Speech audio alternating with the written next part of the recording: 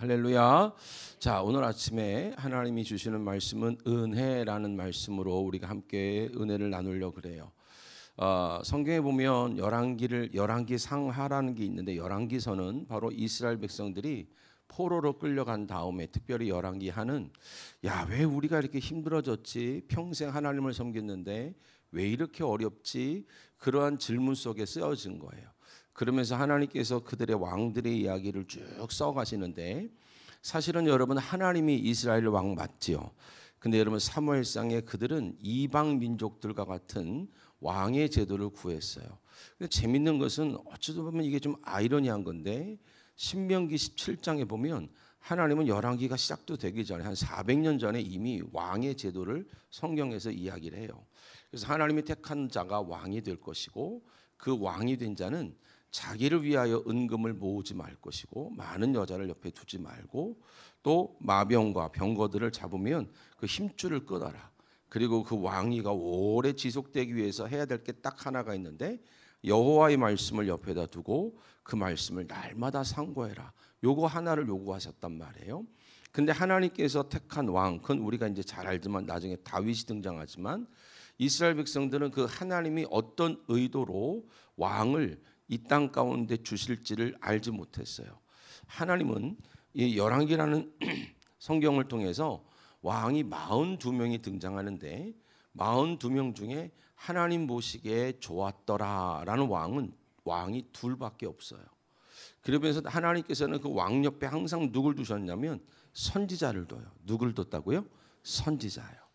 선지자를 옆에 둬서 하나님의 말씀대로 그들이 행할 때마다 하나님은 좋았다, 또한 말씀에 벗어나면 하나님 보시기에 악했다라는 기준을 하나님이 평가를 내리세요. 우리가 생각해보면 역사를, 여러분, 이 세상에 있는 왕들이, 대통령들이 어떤 업적을 남겼을 때 선하다 악하다라고 얘기를 하는데, 하나님은 선지자라는 하나님의 기준을 딱 두시고, 하나님이 보시기에 좋았더라 좋지 않았더라를 말씀을 기준으로 해서 업적과는 상관없이 그들에 대한 평가를 하나님이 내리세요. 이유인즉슨 이스라엘 백성들에게 눈에 보여지는 왕은 그냥 대리자인 거예요. 누구의 대리자냐면 하나님의 대리자죠. 우리가 여러분 에베소서 3장 9절 이후에 보면 하나님께서 우리를 모든 섭리로 여러 가지 일들과 어려움들을 통해서 우리를 교회 삼으세요. 할렐루야. 우리를 교회를 만들어 가세요. 이제 원어로 보면 피스토스라는 믿음이 있고, 그 믿음이 생기는 과정들이 있어요. 한 번에 믿습니다 가지고 믿어지는 게 참 좋은데, 그게 아니라 여러 가지 삶의 연단과 어려움 속에서 하나님은 우리를 진짜 그 믿음 있는 자로 세워가시는 그 과정들을 반드시 겪게 하는데, 그 과정들을 다 겪은 그 자들을 교회라고 부르는데, 에베소서 3장 한번 9절 한번 찾아주실래요? 9절 10절을 보면 하나님께서는 어떻게 이 땅을 통치하고 다스리시냐면, 자, 같이 한번 읽어볼까요? 시작. 영원부터 만물을 창조하신 하나님 속에 감추었던 비밀의 경륜이 어떠한 것을, 자, 경륜이라는 것은 마침내 이루시는 하나님의 목적이에요. 많은 여러 가지 이해할 수 없는 사건과 사고를 통하여 하나님은 하나를 향하여 우리를 달려가게 하시는데, 10절 볼까요? 10절 아니, 내 얼굴을 비추지 말고 10절. 자, 시작. 이는 이제 누구로 말미암아? 교회는 저와 여러분이죠. 저와 여러분이 갈막교회에 소속되어 있는 교회란 말이에요. 이제 교회로 말미암아 하늘에 있는 통치자들과 권세자들에게 하나님의 각종 지혜를 알게 하려 하심이니라. 아멘. 온 세상에 하나님이 이 세상을 통치한다라는 것을 드러내는 방법이 두 개가 있었는데, 첫 번째는 자연의 법칙이었어요. 아주 여러분 한치의 오차가 없이 돌아가게 하시면서 때로는 막을 수 없는 자연적인 여러 가지 모습을 통하여서, 아, 하나님이 이 세상을 통치하고 계시네, 그것을 여러분 만민들에게 알릴 뿐만 아니라 직접적으로 또 하나님이 내가 이 세상을 다스리는 진짜 왕이야 라고 하나님이 택한 것이 바로 뭐냐면 저와 여러분인 줄 믿습니다. 하나님의 통치와 하나님의 은혜 속에 있는 자들을, 교회된 저와 여러분을, 교회된 우리 청년들과 학생들과 우리 성도들을 하나님은 정치에도 보내기 원하시고 의료계에도 보내기 원하시고 문화에도 보내셔서, 할렐루야, 온 세상의 교회가 파송되어져서 이 세상이 전부 하나님의 말씀 아래서 성령 안에서 여러분 다스림 받을 때에 이 무사람들이, 세상에 있는 모든 사람들이 이 세상을 다스리는 게 과학이 아니구나. 여러분, 이 세상을 다스리는 게 누구라고요? 하나님인 것을 드러내는 통로로 저와 여러분을 선택하는 줄 믿습니다. 그래서 여러분, 어떤 실력을 갖추느냐, 이것도 매우 중요하지만 어떤 은혜를 갖고 있느냐가 사실은 더 중요할 수가 있어요. 때로는 실력이 부족한데 하나님께서 그 사람을 통해서 뭔가를 드러내고자 마음먹었다면 사실 실력이 좋은 사람들보다 은혜가 있는 사람들이 훨씬 귀하게 쓰임받을 수 있는 줄 믿습니다. 실제로 그렇더라고요. 많은 정치에도 가보고 여러분 때로는 이 경제활동을 크게 하시는 분들도 만나보면 여러분 대부분 말씀하시는 게 내가 왜 여기까지 왔는지 모르시는 분들이 훨씬 많아요. 대부분 여러분 어떤 경로들을 통해서 그 유명한 사람이 된 사람들도 있지만 대체적으로 만나보면 내가 왜 여기까지 왔는지, 내가 왜 이 일을 하고 있는지 지금도 모르겠다라고 말씀하시는 분들이 굉장히 많거든요. 그 말인즉슨 여러분, 사실 우리에게 하나님이 주시는 은혜가 우리가 가지고 있는 기본적인 실력, 때로는 우리의 배경들, 이것을 뛰어넘도록 하나님은 자기 빛을 우리를 통하여 드러내실 줄 믿습니다. 또한 여러분이 이 지역 속에 하나님의 살아계심에 여러분 통로가 되시기를 축복합니다. 무사람들이 여러분들을 보고 교회 열심히 다니네, 이것보다는 사실은 여러분을 통해서 여러분의 인생에 나타나는 하나님의 은혜를 통해서 저 가정엔 진짜 하나님이 계신 것 같아. 저 아이들에게는 정말로 하나님이 계신 것 같아. 여러분 그 빛을 드러내기를 축복합니다. 그 빛을 드러내는 행위를 마태복음 5장에는 착한 행실이라 그래요. 무슨 행실이요? 착한 행실. 우리가 뭔가를 막 하는 것보다 더 중요한 거라는 거예요. 하나님이 우리에게 그 선한 행실을 통해서 빛으로 소금으로 이 땅 가운데 살기 원하시는 줄 믿습니다. 근데 여러분, 이스라엘 백성들에게 42명의 왕을 주면서 하나님이 내가 이스라엘 백성들아 왕은 대리자야. 하나님께서는 우리를 성전 삼으셔서 이 세상을 통치하는 게 하나님인 것을 자연 법칙뿐만 아니라 자기 교회들을 통해서 드러내실 거야. 요 메시지를 딱 주시고 하나님이 기준을 딱 주시는데 정말로 놀라운 것은요, 42명 중에 하나님께서 보시기에 괜찮았다라고 말하는 왕은 11개 보면 여러분 2사람밖에 안 나와요. 몇 사람이요? 2사람이요. 그 중에 하나가 오늘 히스기야예요. 그 많은 왕들 속에서 수많은 업적 전쟁을 치렀지만 하나님 보시기엔 선하지 않았어요. 근데 여러분 오늘 히스기야한테 입혔던 그 은혜를 보게 되면 하나님 보시기에 뭐했더라? 좋았더라. 그럼 어떤 모습으로 하나님은 우리한테 은혜를 입히시는가를 좀 살펴보기 원하는데요. 자, 열왕기하 18장 3절 한번 읽어봅시다. 자, 3절입니다. 3절 시작.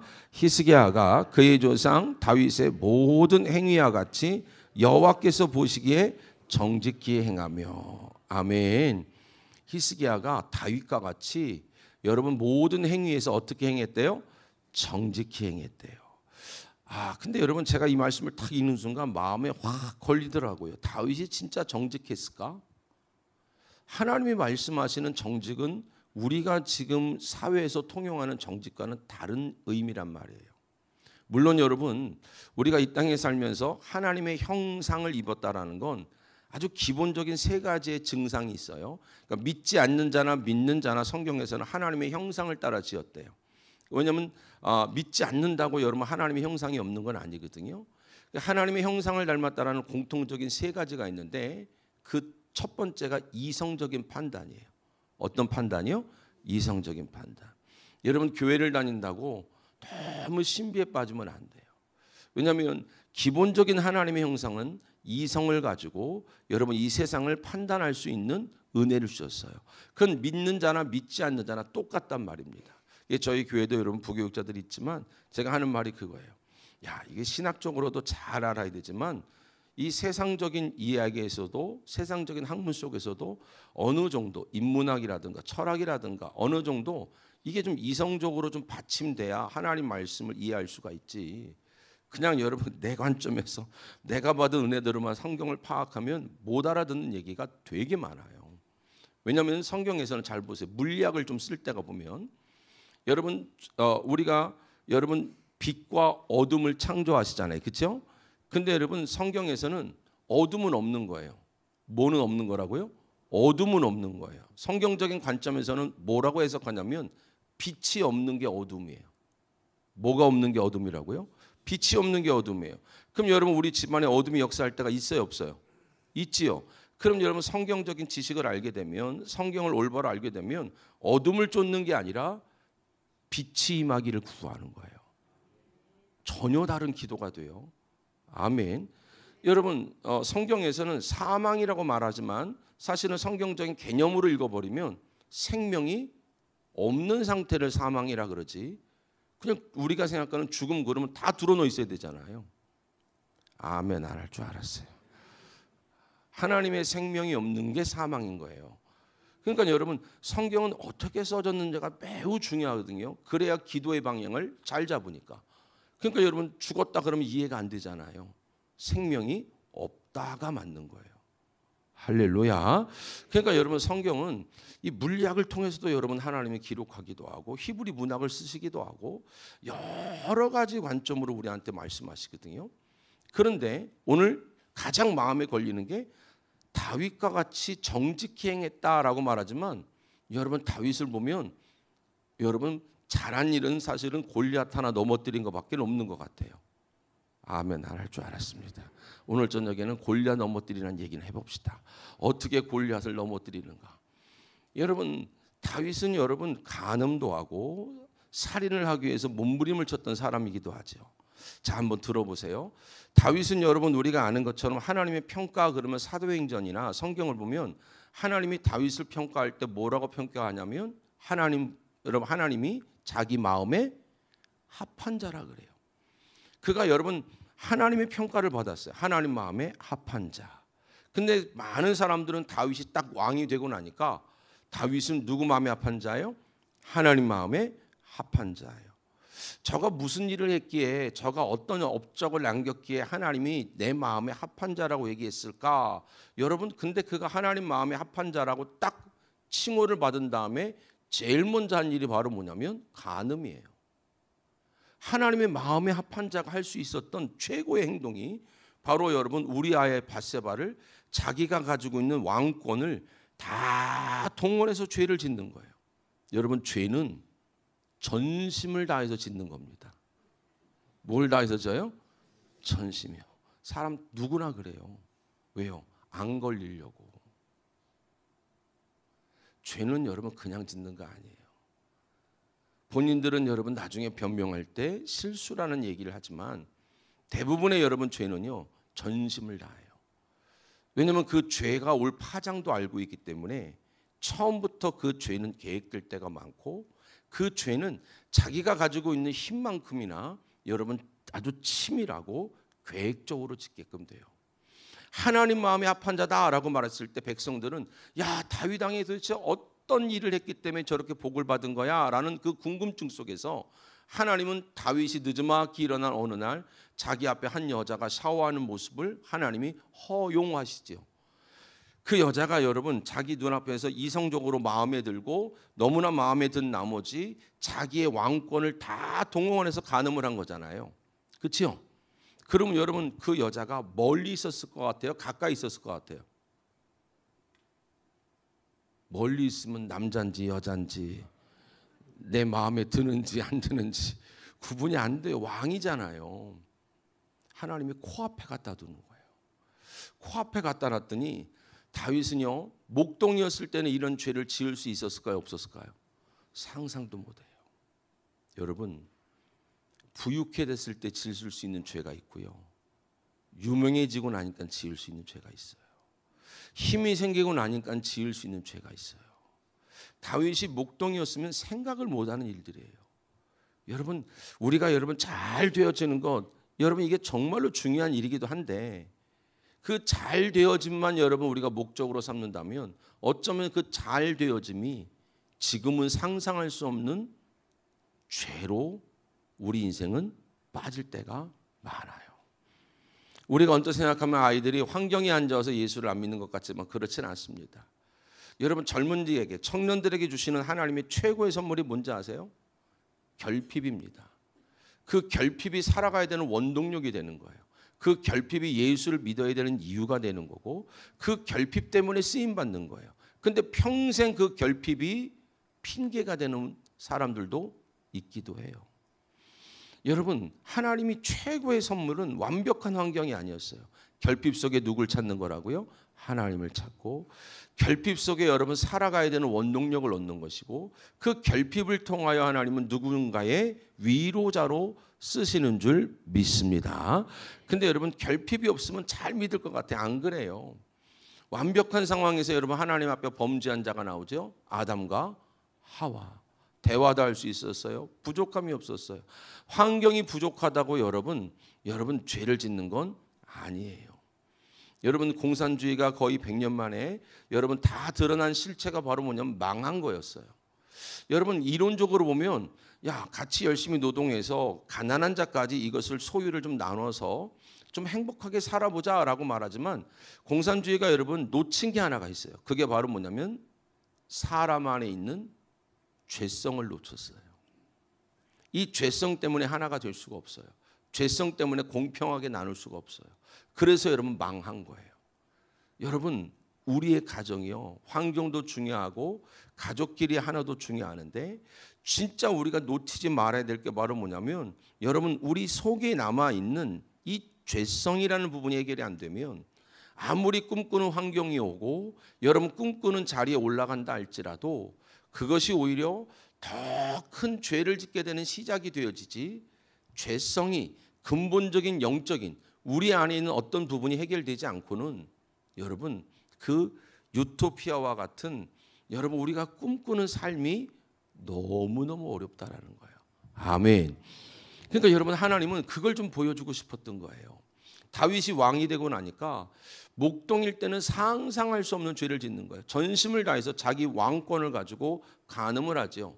그리고 났더니 여러분 완전 범죄인 줄 알았는데 여러분 덜컥 아이가 생겨요. 다윗은 여러분 이젠 자기의 모든 군사력까지 동원해서 전심을 다해서 뭐를 해야 되냐면 이 죄를 덮어야 되는 거예요. 그러니까 여러분 우리아라는 남편을 들어오게 하고 집에 가서 잠을 자라 했더니 우리아가 또 너무 충성된 거죠. 안 들어가요. 전쟁터에 나간다고 그러고 뭘 해도 안 되는 거예요. 근데 여러분 다윗은 어떤 자기의 계략을 가지고도 이 죄를 덮어야 됐어요. 우리아의 자식이라고 사람들한테 이야기해야 됐어요. 왜냐하면 자기는 누구 마음에 합한 자여야 돼요? 하나님 마음에 합한 자로 남아야 돼요. 그래서 이 왕위를 여전히 유지하고 있는, 그래서 누가 보더라도 내가 이 복을 누리고 있다라는 이 평가가 매우 중요했단 말이에요. 근데 하나님은 죄를 안 덮어주시는 거예요. 우리아가 여러분 전쟁터에 나가서 여러분 적군에 의해서 죽어요. 야 다윗이 이게 어쩌면 하나님이 응답하신 거 아닌가라는 생각을 할 수도 있었어요. 다 덮을 줄 아는데 하나님이 선지자 하나를 딱 보내는 거예요. 그러면서 우리가 여러분 아는 것처럼 네가 지난 여름에 한 일을 내가 알고 있다 이렇게 말씀을 하시는 거예요. 다윗에게는요 다 덮었는데 누굴 못 덮었냐면 하나님을 덮을 수가 없었어요. 그러니까 여러분 시편 51편을 그때 쓰는데 그때 여러분 다윗이 고백한 게 바로 뭐냐면 야 내가 어머니의 모태의 죄 중에서 출생했고 항상 죄가 내 앞에 있었다라고 고백을 해요. 그냥 요번 사건 하나, 요번 그냥 간음한 거 하나, 요 실수가 아니라 자기 안에 있는 죄를 지을 수밖에 없는 죄성을 그 죄를 통하여 발견을 해요. 할렐루야. 여러분 이게 중요한 거예요. 하나님은 이 과정을 우리한테 겪게 하시는데 아 그땐 내가 실수했어. 아 그땐 내가 운이 없었어. 아니 내가 연약해서 그랬어. 요 정도가 아니라 아 내 안에 있는 이 죄성이라는 게 있구나. 이 죄성이라는 부분은 하나님이 어떤 자리에 나를 갖다 올려놔도 누구를 만나게 해도 내 안에서 스스로 행복해질 수 없네. 그러면서 다윗이 시편 51편을 쭉 쓸 때 우슬초로 나를 씻어 주소서라는 장면이 나와요. 이게 무슨 고백이냐면 이 죄를 처음에는 모르겠으니까 술을 끊으면 되는 줄 알았어요. 담배를 끊으면 되는 줄 알았어요. 우리식으로 말하면 어떤 이성을 끊어내면 되는 줄 알았어요. 그런데 여러분, 이 죄성은 내 의지로 막아낼 수가 없는 걸 아는 거예요. 우슬초라는 건 이스라엘 백성들이 유월절 때에 임방과 문설주에 어린 양의 피를 바를 때 썼던 우슬초예요. 깨달은 거예요. 아, 이 죄는 내 의지로, 내 결단으로 벗어날 수 있는 게 아니구나. 누군가가 나를 씻어주지 않고는 나는 벗어날 수 없네. 할렐루야. 여러분, 이것을 하나님은 지금 다윗에게 큰 은혜로 입히는 거예요. 아, 누군가가 내 죄를 씻어주지 않으면 나는 이 내 안에 있는 죄성은 잠깐 어려움을 맞으니까 참을 수는 있고, 잠깐 힘들어지니까 겁내서 죄라는 걸 안 지려고 몸부림을 칠 수는 있겠지만, 내 안에 있는 이 죄성이라는 건 누군가가 씻어주지 않고는, 누군가가 나를 벗겨내주지 않고는 벗어낼 수가 없다라는 고백을 하게끔 돼요. 할렐루야. 그러면서 여러분, 시편 51편 한번 볼까요? 시편 51편 보면 여러분 뭐라고 성경은 기록하고 있냐면, 자, 51편, 자, 보십시다. 8절입니다. 8절이에요. 자, 같이 한번 소리내서 읽어볼까요? 자, 시작. 주께서 꺾으신 뼈들도 즐거워하게 하소서. 아, 이게 무슨 말이냐면, 뼈를 꺾었다는 건 그 당시 죽였다는 거예요. 아, 누군가의 죽음으로 자기에겐 이게 복음이 됐대요. 근데 사실 여러분, 이 죄가 완벽하게 덮어진 가장 큰 원인, 하나님과의 관계를 떠나서 자기가 외적으로 자기가 하나님 마음에 합한 자라고 왕위를 이어갈 수 있도록 하나님이 허락하신 사건이 있었는데, 그게 바로 누구냐면 우리아가 전쟁터에서 죽은 얘기를 하고 있는 거예요. 아, 우연히 죽은 줄 알았는데 하나님이 우리아를 죽이심으로 누구 죄를 덮어버려요? 다윗의 죄를 덮는 거예요. 여러분, 우리아는 밧세바라는 여자의 신랑이죠. 우리의 죄는 예수 그리스도라는 신랑의 죽음으로 뭐가 되는 거예요? 덮여지는 거예요. 아멘. 우리가 여러분 죄를 끊어내는 존재가 아니라 그분의 그 사랑이, 여러분 그분의 죽음이 나의 죄를 지금 뭐하고 있는 거죠? 덮어주신 거예요. 여러분, 근데 여러분, 우리가 교회 생활하면서 가정생활 속에서 하나님이 덮으신 죄를, 그 신랑의 죽음으로 덮어놓은 죄를 우리끼리 뒤집어 깔 때가 있더라는 거예요. 하나님은 그 뼈로 나를 덮으셨는데 나 또한 나의 죄성을 알고 나의 연약함을 알면서 하나님 마음에 합했다라는 것은 진짜 하나님 마음에 꼭 드는 일을 하는 것이 아니라 자기 안에 있는 죄성을 발견했을 때 하나님은 하나님의 은혜로 그 신랑의 죽음으로 다윗의 죄를 뭐 하셨어요? 덮으셨어요. 다윗은 그 사건을 이해했어요. 그리고 나서 10절을 봅시다. 10절. 자, 같이 한번 읽어봅시다. 시작. 하나님이여, 내 속에 정한 마음을 창조하시고 내 안에 정직한 영을 새롭게 하소서. 할렐루야. 다윗은 알았어요. 내 안에 선한 것이 있다 없다? 없다라는 거. 하나님이 말씀 속에서 세상을 뭘로 창조하셨어요? 말씀으로요. 말씀 속에서 내게 새로운 마음을 주시지 않으면 그걸 창조라고 말해요. 하나님께서 말씀 속에서 내게 내 마음이 아닌 하나님 마음을 주시지 않으면 나는 언제든지 그 죄 아래에서 나올 수 없다라는 걸 깨닫는 거예요.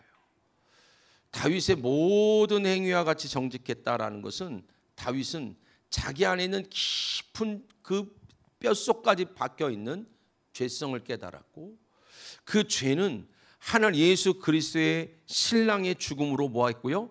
덮여져 있고, 이제 내 안에 선한 것이 없으니 하나님이 우리가 예배를 통하여, 여러분이 말씀을 읽는 행위를 통하여서, 기도하는 모습들을 통해서 하나님께서 저와 여러분에게 오늘도 깨닫게 하시는 그 마음, 때로는 하나님께서 결단하게 하시는 그 마음, 때로는 나한테 주신다고 하시는 그 말씀, 여러분 그 마음만 정직한 줄 믿기를 주님의 이름으로 축원드리겠어요. 다윗은 자기를 안 믿었어요. 이제는 자기 안에 뼛속까지 뱃속까지 들어있는 죄성 속에서 하나님이 그 정직한 영으로 나에게 새롭게 주시는 그 마음을 따라 행하기 시작했다라는 거예요. 그래서 히스기야가 여러분 여호와께 연합하여 이렇게 시작하는 거예요. 할렐루야. 사랑하는 성도 여러분, 하나님이 우리에게 원하는 건 완벽이 아니에요. 하나님이 우리에게 원하시는 삶의 모습은 우리의 여러분 흠없는 모습이 아니라 하나님이 그 뼈로 예수 그리스도라는 신랑의 죽음으로 나의 죄를 덮으셨음과 나와 함께 여러분 예배를 드리는 지체들 또한 주님이 덮으셨음과 아멘. 여러분 나에게도 정직함이 없고 그에게도 정직함이 없어서 우리는 예배라는 이 통로를 통해서 우리는 여러분 각 기관의 모임을 통해서 하나님의 말씀 속에서 여러분에게 하나님이 부어주시는 그 마음, 오늘 아침에 어떤 마음을 부어주셨는지 그 마음, 그것만 따라갈 때 하나님은 우리를 정직히 행한 자라고 말하는 줄 믿기를 주님의 이름으로 축원드리겠어요. 왜냐하면 하나님 보시기에는 다 정직하지가 않은 거예요. 오직 하나님께서 여러분의 마음을 창조하시는 은혜가 있기 바랍니다. 서로가 서로에게 예수로 덮어놓은 걸 여러분 꼭 뒤집어 보셔야겠어요? 꼭 옆 사람의 걸 뒤집어 까셔야겠어요? 여러분 하나님이 내 것도 뒤집어 까는 거예요. 우리가 정말로 흠이 없도록 주의를 해서 여기까지 온 게 아니란 말이에요. 주님이 덮으신 게 훨씬 많았어요. 주님이 여러분 눈 감아주신 게 훨씬 많았고 주님이 괜찮다고 말하신 게 훨씬 많았단 말입니다. 여러분 진짜 기도응답해서 받은 게 뭐 훨씬 많아요? 그냥 주신 게 많아요? 그냥 주신 게 많아요. 근데 왜 기도해요? 더 안 주실까 봐? 아닌 거예요. 기도는 여러분 그래서 기본적으로 하나님이 성령을 주시겠다고 말하는 거예요. 정직한 영을 부어 주옵소서. 이 새벽에도 하나님 나에게 어떤 영을 주셔서 정직한 영을 부어 주셔서 하나님이 주신 그 마음으로만 나는 평가를 받을 수 있다라는 거. 하나님이 알게 하신 그 말씀으로만 나는 평가의 기준에 올라갈 수 있다라는 거. 아멘. 여러분 이 믿음이 매우 중요하지요.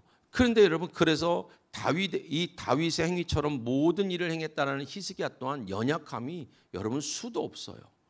그런데 히스기야에게 여러분 이 은혜를 누릴 수 있도록 주신 은혜 중에 은혜가 바로 뭐냐면 히스기야 옆에는요 병들었을 때도 때로는 전쟁에 나갈 때도 항상 하나님이 누구를 두셨냐면 우리가 너무나 잘 아는 이사야라는 선지자를 두세요. 할렐루야. 그래서 여러분 진짜 여러분이 이 은혜를 끝까지 누리기 원하신다면 여러분 하나님이 여러분에게 여러분 이 갈마교회 여러분의 지체들에게 붙여놓은 하나님의 종과의 관계 속에서 여러분 우리가 하나님의 음성을 들을 수 있기를 주님의 이름으로 축원드리겠어요. 여러분 히스기야가는 최고의 복이었어요. 그 당시에 최고의 선지자 여러분 이사야가 함께 있었고 재밌는 것을 한번 찾아봅시다. 역대하 32장 20절입니다. 역대하 32장 20절입니다. 자 읽어봅시다. 시작. 이러므로 히스기야 왕이 아모스의 아들 선지자 이사야와 더불어 하늘을 향하여 부르짖어 기도하였더니 아멘. 이 새벽에도 여러분 하나님께서 저에게 주신 은혜대로 여러분 모여 계신 모든 분들이 3일 동안에 한 번쯤은 어떤 방향으로 기도해야 될지를 안수를 꼭 해드릴 거예요. 이게 왜 이렇게 중요하냐면 내가 기도하는 것이 있고요. 하나님이 세운 지도자들을 통해서 영적인 리더들을 통해서 기도의 방향을 잡아줄 때가 있어요. 여러분 내가 하는 기도가 있고 사실은 여러분 기도를 받으시는 분이 알게 하시는 기도가 있어요. 히스기야에게는 놓칠 수 없는 하나님의 은혜였어요. 네가 오늘 죽으리라 너 더 살지 못할 거다 그 말을 전해준 자도 이사야였어요. 그러니까 여러분 이사야를 통하여 기도를 배웠던 여러분 히스기야는요 온 삶을 뒤로 하고 벽을 향했다는 건 강단을 향했다는 거예요. 주를 향했다는 거예요. 사랑하는 성도 여러분, 여러분이 신앙생활하면서 제일 중요한 걸 놓치지 않기를 축복합니다. 말씀 속에서 하나님이 깨닫게 하시는 마음, 여러분이 예배 속에서 하나님이 주시는 그 마음, 그게 하나님 마음에 정직한 거예요. 그것을 통하여서 여러분 주님을 섬길 때 우리의 모든 연약함은 신랑의 죽음으로 덮여가는 거고, 그 작은 것 하나를 따라가는 저와 여러분에겐 하나님이 하나님 마음에 뭐한 자? 합한 자. 아멘. 그래서 여러분, 하나님이 정말로 히스기야에게 붙였던 최고의 복이 바로 이사야를 붙였어요. 근데 여러분, 그 은혜를 함께 이어갈 사람이 있었어요. 그게 누구냐면 그의 어머니가 등장해요. 성경에 여러분 특별히 열왕기 하에는요 어머니 얘기가 그렇게 많이 안 나와요.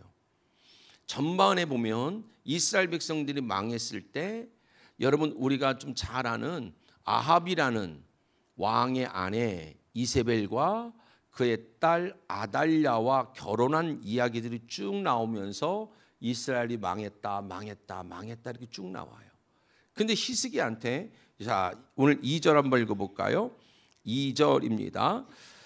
자 같이 한번 읽어봅시다. 시작. 그가 왕이 될 때 나이가 25세라 예루살렘에서 29년간 다스리니라. 그의 어머니의 이름은 아비요 스가랴의 딸이더라. 그의 어머니에 대해서 자세하게 얘기해요. 누구의 딸이라 그래요? 스가랴의 딸이래요. 스가랴가 누구냐면 역대하 한번 찾아봅시다. 26장 5절입니다.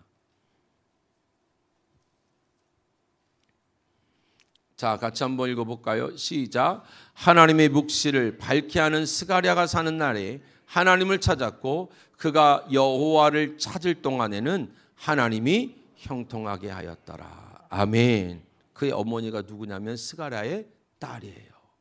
묵시를 밝게 한다라는 것은 성경 전체, 지금 우리식으로 말하면 성경 전체에서 뭘 말하는지를 알아듣는 자 이런 뜻이에요. 완성된 복음을 알아듣는 자 이런 뜻이에요.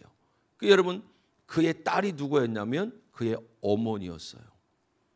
어머니를 통하여서 끊임없이 여러분 하나님께로 나가기를 종용받고, 끊임없이 그 어머니는 기도를 하는데 아들 편, 딸 편이 아니라 하나님의 말씀 속에서 자녀들을 키워냈다라는 거예요.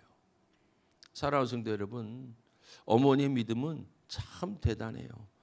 저희 교회도 제가 지금도 지금 한 2달째 제가 그 집 한 가족만 놓고 제가 아침마다 지금 기도를 하는데 아이가 아주 지금도 방황기죠.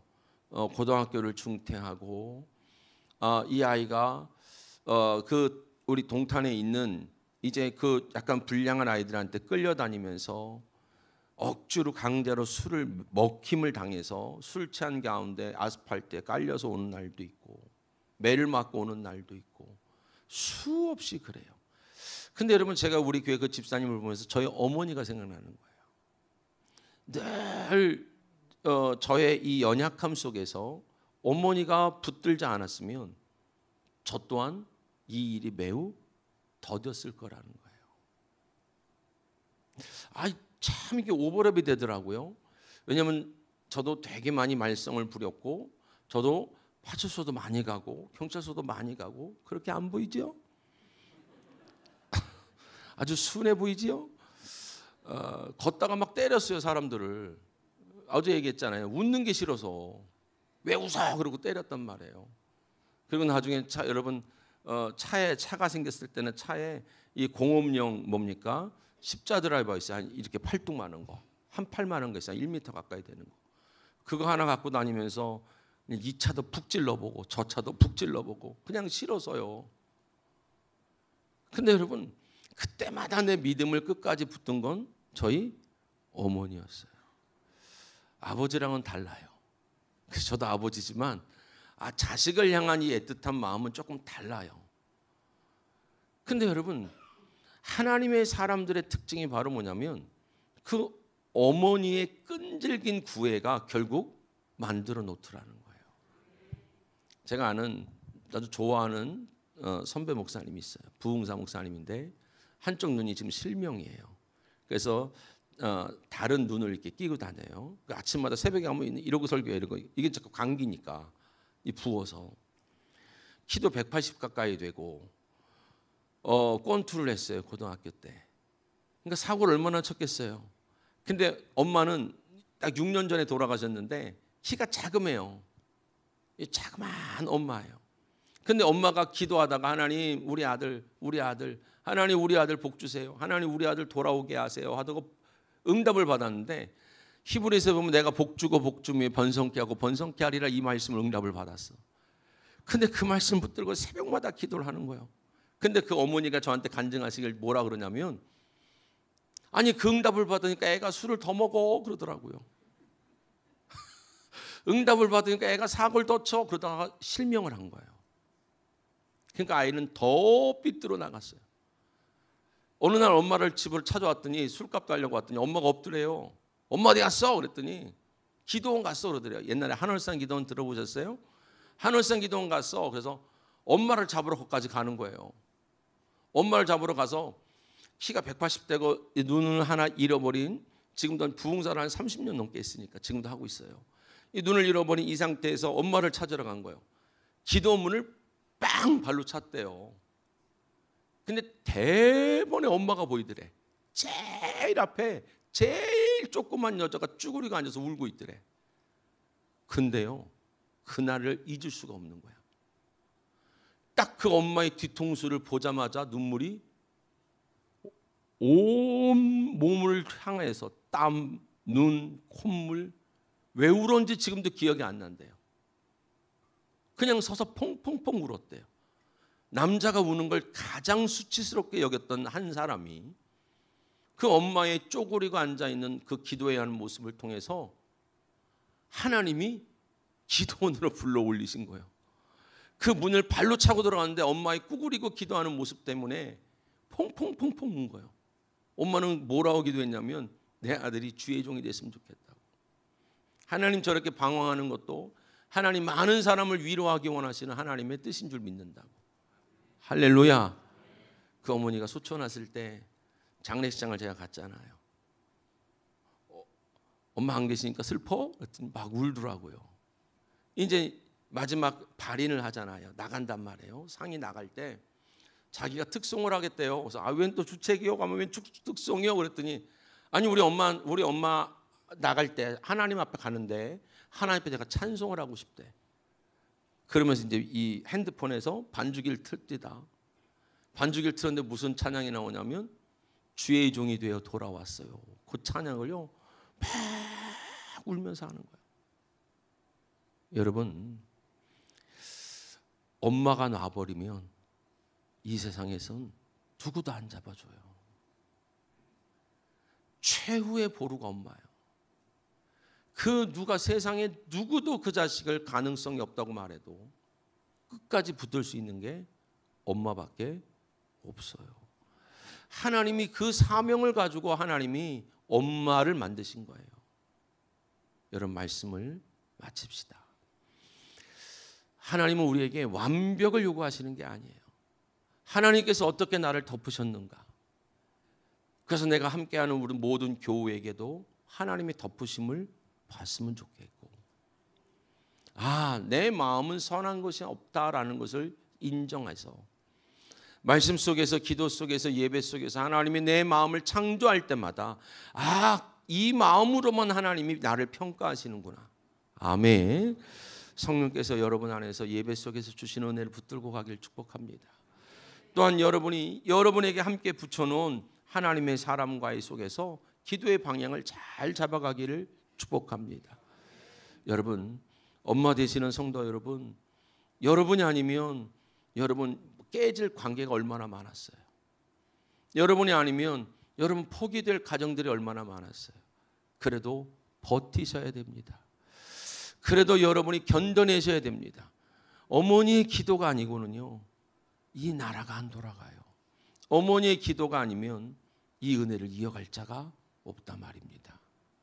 여러분 오늘 이 말씀 가지고 우리 기도하다 돌아가시고, 또 안수 받으실 분들은 조용히 남들 기도할 때 요 가운데 줄로 서주시면 제가 한 분 한 분 안수할 텐데, 정말로 하나님의 은혜가 아니면 저 또한 여러분 또한 오늘 이 자리에서 예배할 수 없었음을, 오늘도 그 은혜를 이어가는 우리 모든 성도들 되시기를 주님의 이름으로 축원드리겠습니다.